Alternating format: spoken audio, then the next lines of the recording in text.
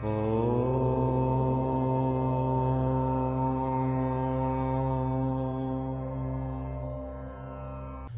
मित्रों, पुनः नमस्कार।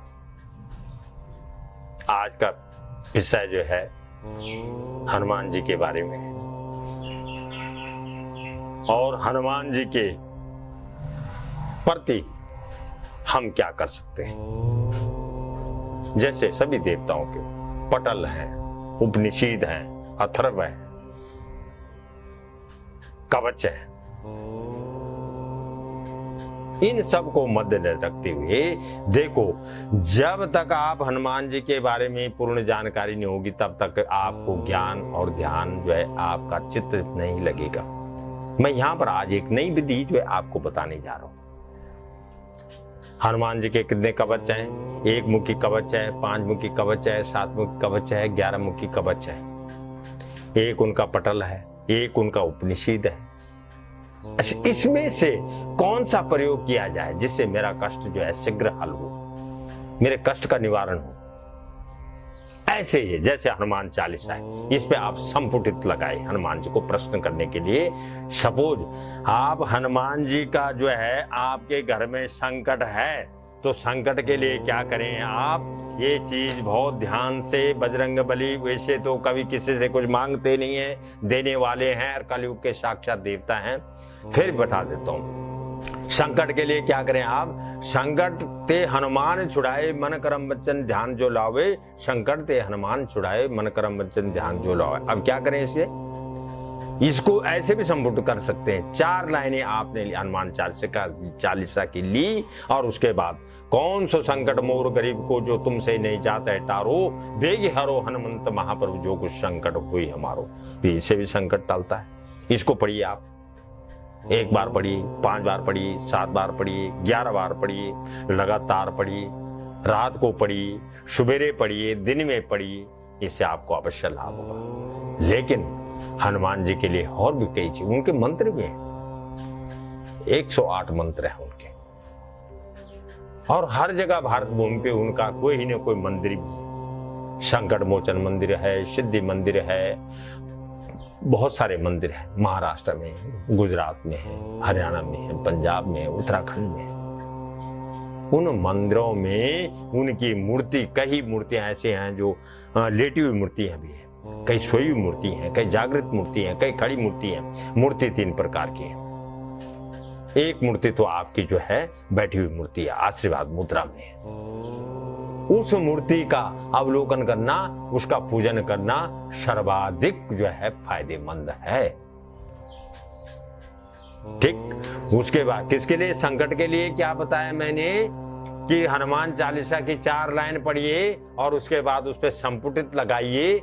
कौन सा संकट मोर गरीब को जो तुमसे नहीं है जात तारो, बेग हरो हनुमंत महाप्रभु जो कुछ संकट कोई हमारो। उसके बाद अगर आप जो है संकट के अलावा किसी और का संकट निवारण का हो गया, आपका दुख दारिद्र वाला हो गया, रक्षा हेतु वाला हो गया, रक्षा में राम दुआरे तुम रखवारी, होत ना आज्ञा बिना पैसारे, इसको संपुटित कर दीजिए आप। जय हनुमान ज्ञान सुकर जय कवित्यों लोक उजागर, राम दूत बलधामा अंजनी पुत्र पवन सुत नाम। 4 लाइन, ये 4 जो है पंक्तियां ये पढ़ने के बाद, उसके बाद राम दुआरे तुम रखवारे होत ना आज्ञा, इसको संपुटित कर दीजिए आप, तो बात बनेगी। ठीक।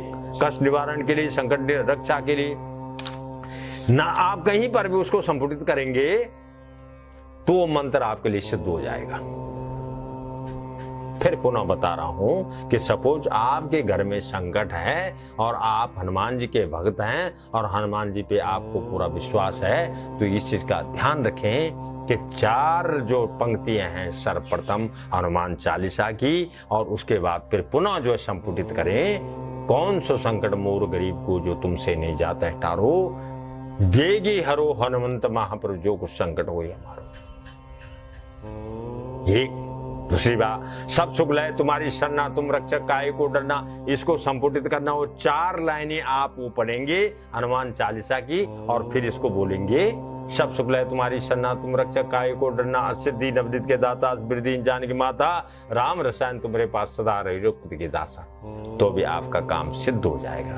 हनुमान जी कलयुग के साक्षात देवता हैं और मुझे विश्वास है जो मैं बता रहा हूं वो शास्त्र विहित है, शास्त्र से बाहर नहीं है। ख्याल रखें आप, मैं जो बता रहा हूं वो शास्त्र से बाहर नहीं है, आप शास्त्र के अनुसार कीजिए उनको। आप बहुत सारे लोग लंगोट देते हैं तो लंगोट जो है वो एक, अरे भाई लंगोट के लिए एक व्यक्ति को 2.5 मीटर का कपड़ा चाहिए होता है तब उसका लंगोट बनता है।